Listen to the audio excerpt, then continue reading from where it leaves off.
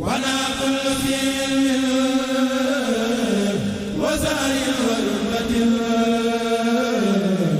anil mustafa wana kullu dhi ilmin wa sa'yin wa rutbatin anil mustafa fi xulqihi al-haa'izi al-ulwi. baydu yi mi ngi nekk ci xasida ak muqaddimatul amdaax fi mazaaya al miftaax.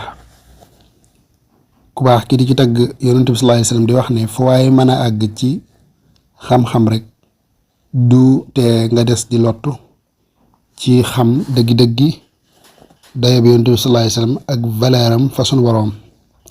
fu waaye mën a àgg itam ci jëf lu baax ak topp sunu boroom du tax nga mën a àgg ci xam dëggi-dëggi dayoom fa sunu boroom ak wàccuwaayam. fu waay mën a àgg itam ci daraja wàccuwaay garaat boo mën a am du tee rek nga des ci tële ci xam dëgg-dëgg day yonent sallallahu alayhi wasallam ak valeuram fa sunu borom.